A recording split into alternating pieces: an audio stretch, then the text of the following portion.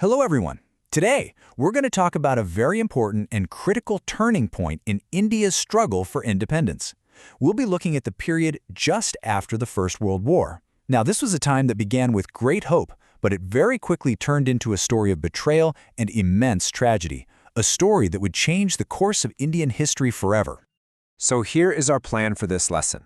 We'll start with a promise, a betrayal. Then we will look at a call for satyagraha. After that, we will discuss the Jallianwala Bagh tragedy, and finally, we will understand how India became a nation forever changed. Okay, so first, let's set the stage. To understand everything that happened, we need to know what India was like just after 1919. The years following the First World War were filled with economic problems and a lot of political tension. People had really hoped for some relief after the difficulties of the war, but that is not what happened. You see, India had contributed so much to the British war effort: soldiers, money, resources, and because of this, people expected that they would get something in return, maybe greater self-government or some political reforms. But instead of that, they were faced with high taxes, rising prices, and widespread diseases. So you can imagine, there was a very deep sense of betrayal when these promised reforms did not come. And instead of reforms, what did the government introduce? A very repressive law called the Rowlatt Act. This act was passed very hurriedly, even though all the Indian members of the Legislative Council were completely against it. It gave the government enormous powers to silence anyone who spoke against them. For Indians, this was a very clear message that their voices and their basic rights were being ignored. Now, in this atmosphere of so much anger and disappointment, a new leader, Mahatma Gandhi, came forward. And he proposed a new way to challenge this unjust law. Let's see how this new form of protest started. Gandhiji introduced the idea of satyagraha. Now, it is very important to understand that this was not passive resistance. No, it was an active fight for truth, what Gandhiji called soul force. The main belief was that you could win a struggle against injustice, not by using physical force, but by appealing to the conscience of the oppressor through nonviolence. So, to protest the Rowlatt Act, Mahatma Gandhi called for a nationwide satyagraha. It was to begin with a hartal, which is a strike, on April 6th. The response from the people was just incredible. Rallies and processions were organized in cities all over the country, workers went on strike, and shops closed down. It was a massive show of unity. The British administration, however, became very worried when they saw this popular movement. They decided to clamp down very heavily on the nationalists. The situation began to worsen quickly, especially in the city of Amritsar. On April 10th, the police there fired upon a peaceful procession. This provoked a lot of anger, and very soon martial law was imposed, putting the entire city under military control. Let us now look very carefully at the tragic events that took place on the afternoon of April 13th, 1919.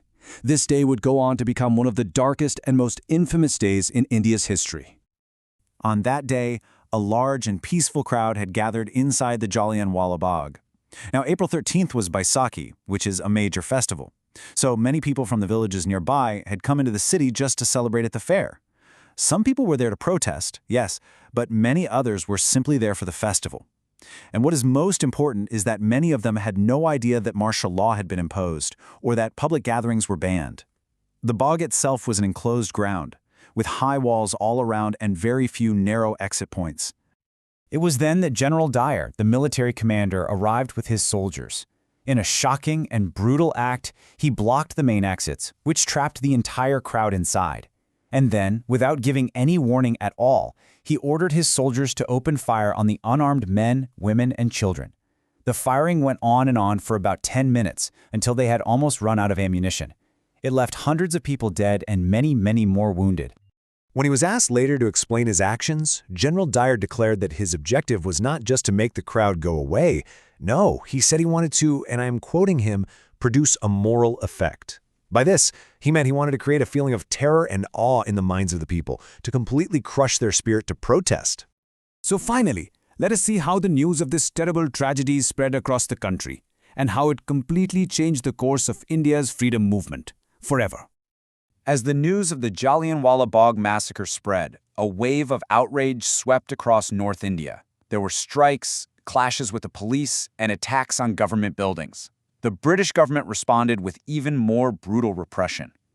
People were publicly flogged, and in Amritsar, in a deeply humiliating act, they were forced to crawl on the streets.